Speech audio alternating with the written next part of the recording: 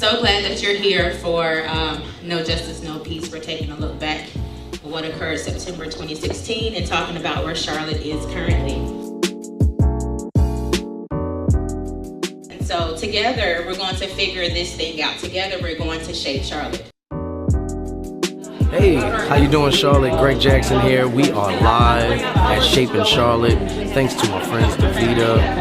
We are going to be discussing Shaping Charlotte, knowing justice, knowing your peace, what we have done since the uprising 2016. I'll be on a panel with Braxton Winston. I'll be on a panel with Alvin Jacobs, two of my good buddies. So let's see what happens.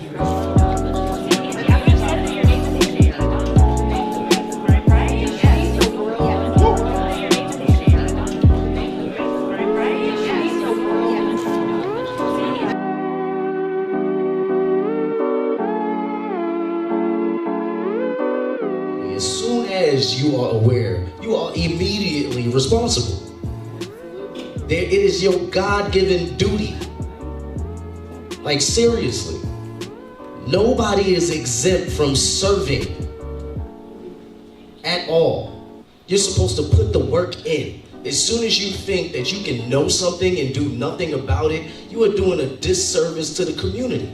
So if we get anything out of this when you leave, put your seed in the ground and start sowing the seed, or else you will never see the harvest come. Message. Thank you. There are entire communities that have been decimated. They no longer exist.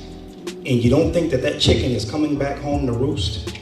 People are tired of being marginalized. People are tired of being disenfranchised. You don't think that 50 out of 50 is a problem?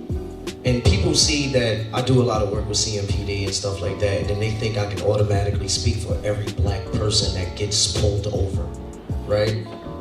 And that's not the case.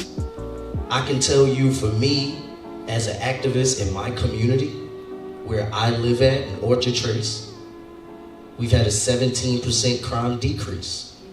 Our emergency calls have went from 77 to 7 a week. I can tell you that is because I am about results and relationships. I can tell you that I meet with Chief Putney all the time. But it's gonna take more than just a Greg Jackson in his community trying to shape what CMPD's relationship looks like with the African American community. So has crime went down? Has being pulled over went down for the whole city? Maybe not. But for my community, where I am place-based at, yes, it has. A lot has changed there. Sow your seed and watch the harvest. And I'm gonna keep it 100 right now. I didn't agree with what Greg was doing last year, right? I'm like, if I see this brother in another picture with the police, one more time, right? But I didn't get it. Right? I didn't get it. Like, I was feeling what Braxton was doing. Braxton was like, yo, like, and I was like, yes, that's my man, yes. And I didn't get it until recently. We need all facets of this community to have dialogue. Because we are aware. Yip-dee-doo-dah-day. I'm glad everybody is aware. I am discouraged that everybody's cool with being aware. And it's not just one demographic, it's everybody. Everybody's comfortable. And it is time to get uncomfortable. You think me, being a 35-year-old African American, felt comfortable in CMPD headquarters going to train some officers? That was the most uncomfortable I have ever been in my life. I just finished protesting. But it was time to get uncomfortable, because gold don't turn into gold until it go into fire. After you are aware, I'm gonna say this one more time, you are immediately responsible. People ain't looking for your opinion and no action no more, because now they are looking at you and they are diluting you every day. Yeah, you talk about it. Yeah, you talk about it. About the third day, it's shut up. Well, I have a little different perspective. One of the things I like to remind people is that, you know, sometimes, oftentimes, really every time, conversation is action. Honestly, I mean, I'm not with all the talking anyway. No, like, I like to fight. So, we just got back from Flint donating 7,000 gallons of water, you know, to a community that is a lot worse off than Charlotte.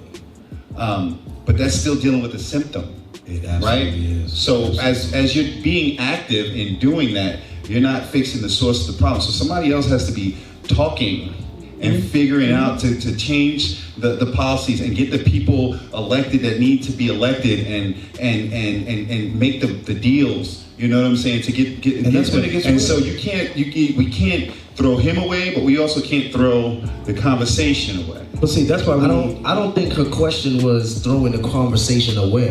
Her question was, what do you do when you're having this continuous conversation? So she's actually did step one. So she's saying, hey man, I'm getting tired of step one. What's step two? So we're not saying get rid of the conversation, because that's what opens the gateway. I didn't partner with Major Mike Campagna without the conversation and the handshake. But at some point, people want to see you lead. People want to see you move. People want to see you bring pallets of water to Flint. They want to know you're dead serious. I'm not trying to bring pallets of water to Flint. That's what you do. And I don't talk to the police like that. Right? And you're not talking to the police like that. Right? That's what I do. Right? But you can't. Tell him, Mike. Yeah. Right? And Brax, I'm not trying to do policies. Right. Brax should be going through it. But that's what you do. Bro. So everybody can lead in their own way. Alvin, 44. Braxton, Greg, thank you so much for your time. I certainly appreciate it. I know I had to just jump in there. Feel free to stay connected with us. The conversation will continue. Please follow us on social media and follow the hashtag Shaping Charlotte.